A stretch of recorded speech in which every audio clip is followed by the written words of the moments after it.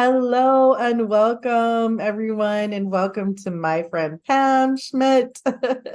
Pam, it is so great to have you here today. And Pam is the owner and operator of a business called Chemical Minimalist. And I love what Pam shares because I was so taken, Pam, by the first time that I heard you share this because it's like, okay, what chemicals are in my home?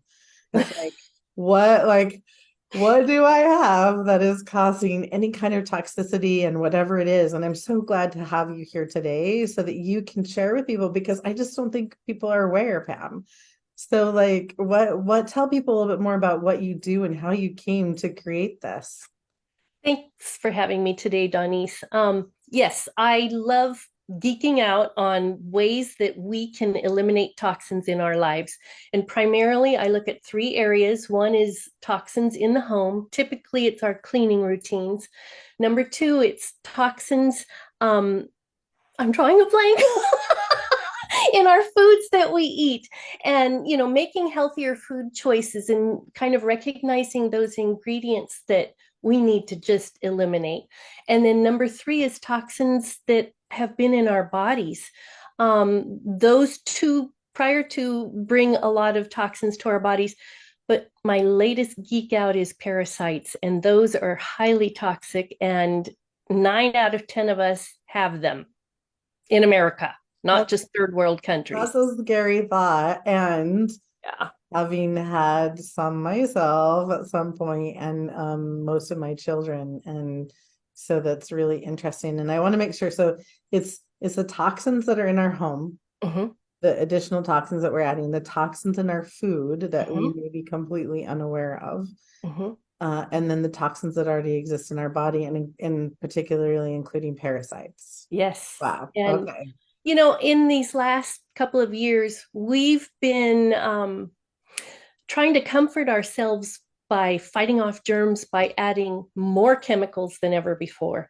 And even the antibacterials that we use in hand sanitizers and kitchen sprays and in all of those things, they do present a lot of toxic results in our bodies. It affects our hormones.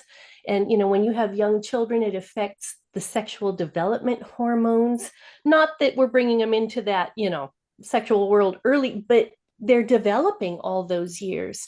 It can throw off our day and night hormones. It really is something that is very, very important to be aware of. Um, so, when people ask, what's an easy first step or what's a simple first step? Get Mhm. rid of bleach. Get rid of bleach and antibacterials. And, how do I clean my bathroom? How do I clean my kitchen? It can be done. There are products that I use. Even simple hydrogen peroxide has an antibacterial side to it. And so typically for my kitchen, I like to mix together either Castile or dish soap with some hydrogen peroxide and have it in a little like mustard condiment bottle. And I just put that, on my surfaces and clean. It cleans very well, gets rid of the germs. I love my Norwex cloths because it picks up the germs. It doesn't kill the germs, it picks them up, and then I can rinse them and wash the cloth and hang dry. So there are those are some simple steps for getting rid of bleach and Okay, so Pam, antibacterial. pause. So you're saying all of those Clorox wipes that I bought and I have in my storage for the next round of COVID, I Yeah. can't get rid of them. Well, they're not going to support your body as much as you think. And a lot of those antibacterial wipes, if you really read the label, it's going to say wipe until the surface is very wet and leave it on there for 10 minutes before you wipe it clean with a wet water cloth to wash it away. We don't do that. And I'm a retired school teacher, and my last few years were in kindergarten. Every year, the parents thought they were giving me these lovely gifts by sending me these 6 packs of, antibacterial wipes. And I was like, oh, Thank you, but no.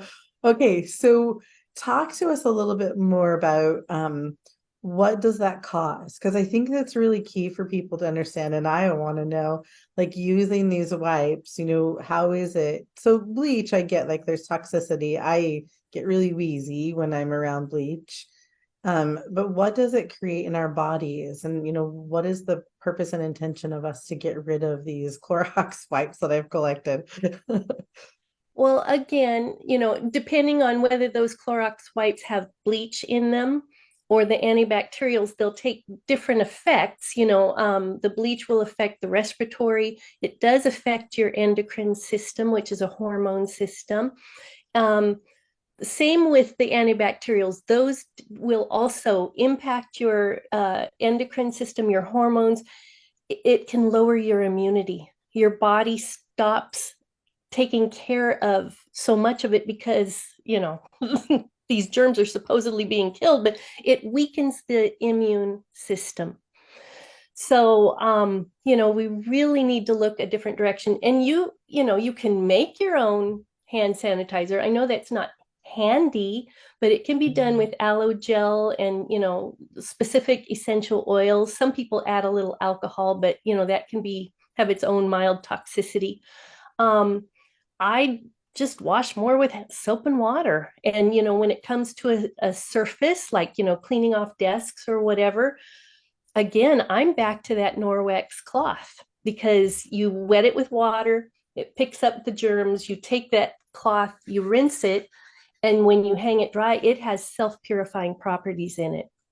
Norwex, I am a huge Norwex fan, and you're inspiring me, Pam, because I've been talking about going like free of any chemicals for a long time. And as I mentioned the first time I heard you speak, so it was when we were preparing for Rejuvenate You, the event this year in March, and now we get to be together again this Yes. upcoming March. Super excited about that. Two girls from California, and we're taking them on in Utah.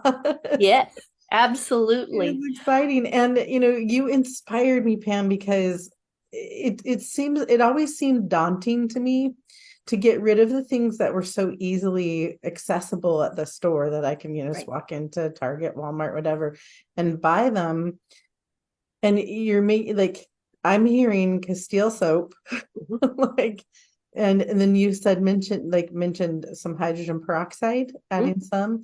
Could you use that? I even clean my toilet bowl with hydrogen peroxide. It does a Okay. very good job. Hydrogen peroxide, straight hydrogen peroxide.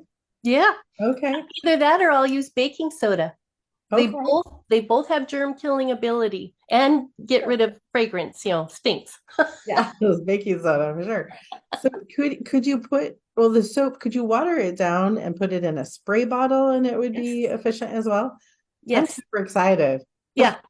What's interesting Really is as excited. you go about reducing chemicals, there's a learning toxic chemicals because there's a lot of chemicals that are, in our world regardless, but toxic chemicals, when you go about doing that, there's a learning curve, but ultimately the things that you store in your cleaning cupboard become less because this can go there, there, there. You might have the hydrogen peroxide in 3 rooms. You might want 3 bottles. But, I remember teaching my 2 kids how to clean a bathroom, clean whatever it was. And, well, you have this spray for this, and then you have that chemical that's only for that. It's too confusing. We need to simplify so we can get on with that happy, healthy life. Yes. And what I heard you say too is that it impacts us in terms of, did you say the endocrine system, the hormones, and like especially I'm thinking of children who are developing in those Right. teen years, as you Right. mentioned earlier, like where they're developing, Mm-hmm. that we get to really be cautious about that. And I wish I would have known this a long time ago. And and now I know it. So Pam, where can people like find information from you so that they can get started on this path of ridding the toxins from at least their homes? And then of course we get to talk about food. That's a whole other subject. Oh, yeah. Mhm. And parasites. That's Parasites in our body. Yay. first of all, you're welcome to follow me on Facebook. So I want to ask you another question because when I think about it, and we were talking about all of this, like we have incorporated toxins in our lives just so willingly, Mhm. like, and unknowingly sometimes. Yes. So if someone is feeling like this is a daunting task to really look at, I get to remove toxins from my home, from my body, from my food. Like, where do they start? Bleach would be a biggie for me. Okay, so you mentioned that earlier. So get And the bleach. so the bleach, and there are simple cleaning procedures that you can do that gets rid of the bleach. The kitchen sink is always kind of that scary factor, but you can take care of it with that hydrogen peroxide and Castile or dish soap solution that I talked about. I'm a big believer in using chlorine dioxide. It sounds like bleach. The name sounds like it, but it is not bleach. And it is something that you have an A and B solution. You mix one drop with one drop, and you can put it in some water and spray it on surfaces. I would bring that out if my family were going through the flu or something like that and spray down bathrooms. I also use it on my shower grout. So that's something you can investigate. It's on Amazon, it's online. There's a number of places you can find that. And that I'm was, say the name of it again. chlorine dioxide, Chlorine dioxide. two Okay. bottles. It will come in two bottles that you have to mix together to activate. Very powerful.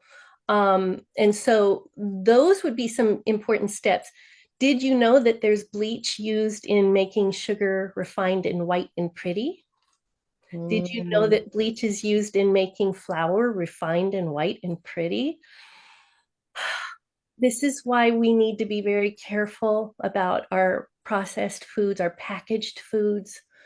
If you're going to buy them, start reading labels, start knowing those names, because sometimes they hide the names. They don't say flour with bleach.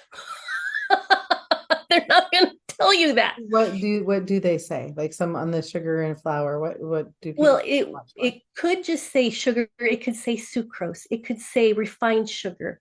For the flour, it could just say flour. But if it's used in these packaged things, it's not unrefined. It's not. It's been bleached to make it pretty and white. You wouldn't like the color of your crackers if they were using, unbleached flour. So So watching for that. Yes, go ahead. no, that go ahead. Okay. So this is fascinating to me because I remember even seeing, I think at one point they may have said like remember seeing like bleached and refined flour or something and wondering what in the heck that meant when I was much younger. And now I understand. So is cane sugar, is that bleached as well? Like what do we use, let's just say just for sugar and flour, if we don't want to add the bleach into our bodies, what is the alternative for that? Sugar cane is okay. Demerara sugar is very unbleached, unrefined. Demarara.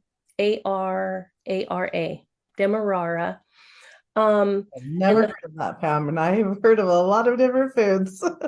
well, and then if you're just, putting your recipes together and stuff, you can use sweeteners like, raw honey and maple syrup and dates. Yeah. Oh, Yeah. dates. Yes, dates. So there's a lot of natural sweeteners. It's just adjusting our patterns. And, it might be a different measurement, it, it might not measure exactly the same. Mhm. When I make my brownies now, I add a little applesauce.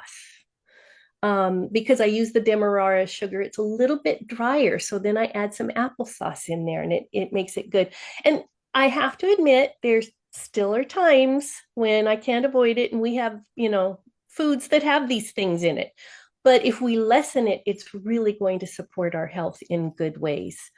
So that sums up unless you have another question. Yeah, well, you've just given a whole new meaning to refined and processed foods for me. Like, really thinking about becoming consciously aware of what I'm putting in my body. So I personally, like, I'm gluten-free, dairy-free, and have a lot of sugar alternatives. And I never heard of that sugar you mentioned.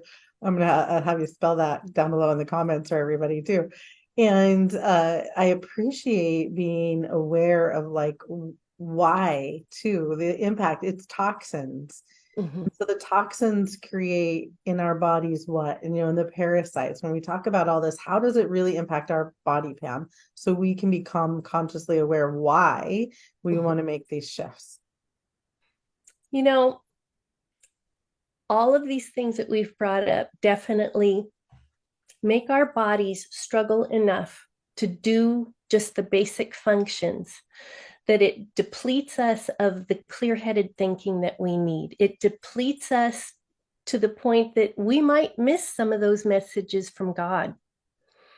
And, I've been on this parasite cleanse routine for myself, my own personal protocol. I think it's been 5 months now, and it's not been easy. And at the beginning, it was actually, more draining to be fighting this off. But I noticed after I cleared out a good amount of these parasites, I felt more nudges from God, more promptings, more messages. And ultimately, that is my purpose. That I need to hear those messages from him most of all. And so, that is why this focus has become so important to me. My mission didn't start to help other people, it was just to help my little family.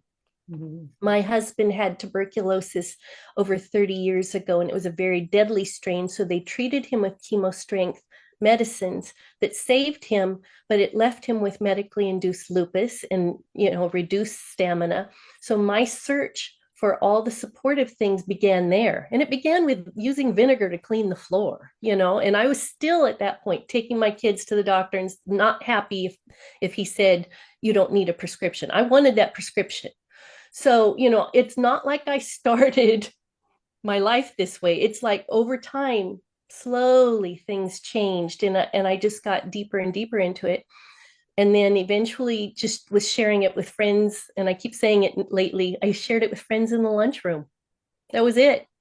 And then, my mission expanded more and more because we really need this help. And, there's always the newer, bigger, better products that come out for the kitchen and the home and everything else. And it's rare that they're very natural and supportive of our health. If it's newer, bigger, better, it probably wasn't the stuff that our great grandmothers used. And the more we go back to what great grandma used, the better off we'll be. We don't have to, stir and make our own soap, but we've got the best of it now because we can just buy the healthy soap. We can, get to the hydrogen peroxide. I'm not so sure great grandma had hydrogen peroxide, but there are things we can do. And there's a learning curve, but it gets very simple once you get through that learning curve. Pam, thank you so much. It's truly inspirational. And what I heard you just share that really impacted, that landed for me is when I create that clarity of mind through ridding my body of these toxins, whether environmental or what I'm putting in my body or what already exists, and getting rid of those, it is creating clarity of mind and an open space in my soul, body, and spirit to receive more inspiration from our Heavenly Father Yes. and to just have clarity all around. And I love that because we've talked, you and I, about emotion. What I teach is cleaning that emotional space, and clearing that now allows openness for something else to come in, which is good, that fills my soul, that creates joy. And I'm hearing you say the same thing, is Mhm. let's get rid of the toxins so that we allow for that space of inspiration and Truly. clarity. I love that. Pam, thank you so much. Mwah. Bye, Pam. Thank Bye. you. Thanks, Dawnese.